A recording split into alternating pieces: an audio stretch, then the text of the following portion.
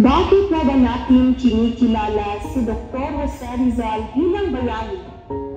Hindi siya isang revolusyonaryong nagtaas ng almas, ngunit sa kanyang talino, panulat at pagmamahal sa bayan, naging inspirasyon siya ng mga Pilipino. Halina't balikan natin ang buhay ng isang dakilang Pilipino. Siya ay sinilang sa Calamba, Laguna, ang bayan na nagbigay liwanag sa isang lahi. Ang kanyang pangalan, Jose Protasio Rizal Mercado y Alonso Realonda, isang henyo, manunulat at martir. Ngunit bago siya kinilala bilang bayani, siya ay pamunang simpleng Pilipino na may pangarap para sa bayan. Ito ang kanyang kwento.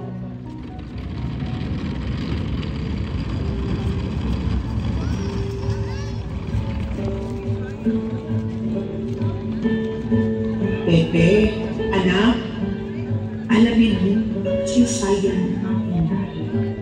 Sa pamamagitan ng kaalaman, maiaangat natin ang ating bayan. Opo, ina.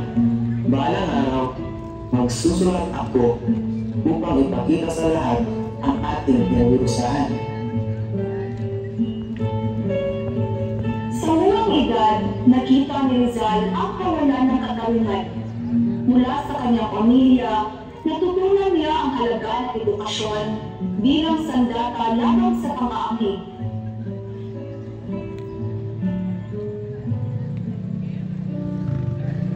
Sa Europa, isinulat ni Rizal ang kanyang mga obra maestra, ang Noli Me Tangere at El Filibusterismo.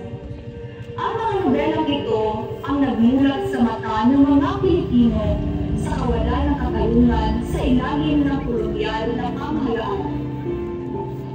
Ang Noli Me Tangere ay para sa mga walang boses.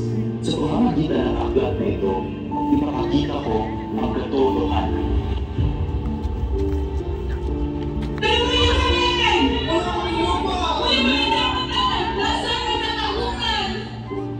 Sa kanyang mga nobela, inilantad ni Rizal ang pang-aabuso ng simbahan at estado. Binuhay niya ang damdamin ng bayan para sa pagbabago. Bumalik si Rizal sa Pilipinas upang itatag ang La Liga Filipina, isang samahan na naglalayong magkaisa ang mga Pilipino sa mapayapang paraan. Mga kababayan, sa pagkakaisa at edukasyon, makakamit natin ang kalayaan. Hindi natin kailangan gumamit ng dahas.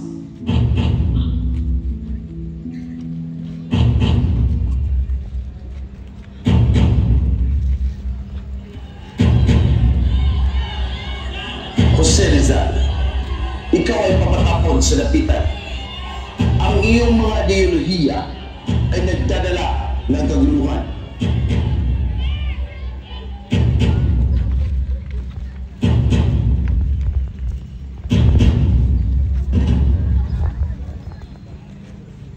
Sa kabila ng kanyang pagkakatapon sa dapitan, nagpatuloy si Rizal sa paglilingkod sa bayan.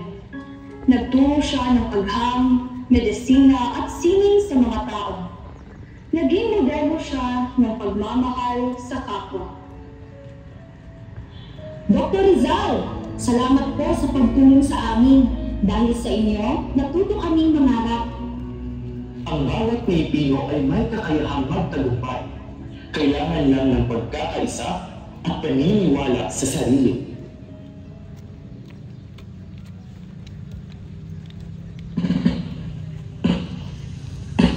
Nasa bagong bayan si Jose Rizal sa harap ng mga sundalong nakatutok ang kanilang mga leaflet.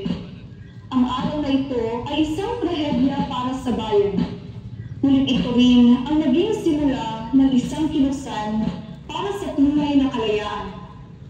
Ang huling oras ni Rizal ay hindi isang sandali ng pagkatalo, kundi ng tagumpay ng kanyang mga prinsipyo at adhikain. Sa kabila ng kanyang nalalapit na kamatayan, taglay niya ang panatag na puso at malinaw na pananaw na ang kanyang sakripisyo ay magbubunga ng pagbabagong hinihintay ng Pilipinas. Mamamatay akong hindi nagkikimkim ng galit sa sinuman. Itataas ko ang aking bayan at ang kalayaan sa aking puso hanggang sa huli. Sana'y ang dugong dumanak sa bagong bayan ay magsilbing binhi ng kalayaan ng Pilipinas.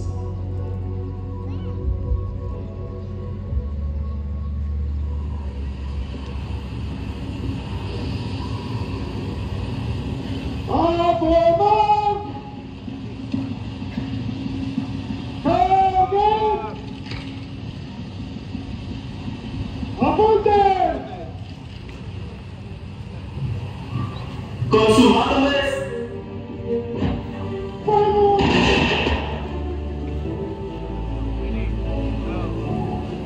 Ang araw na ito ay may tuturing na isa sa pinakamadilim na yugto sa kasaysayan ng Pilipinas. Ngunit ang liwanag ng Pure Rizal ay hindi kailanman mamamatay.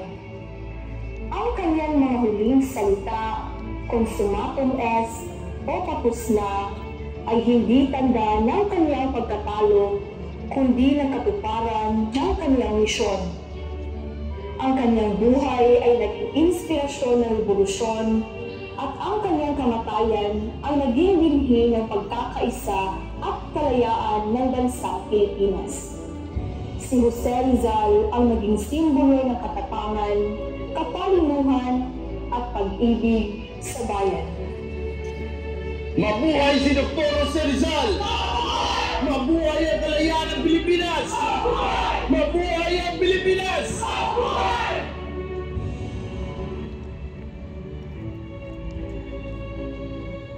Thank you so much, teachers of Don Andres Soriano National High School.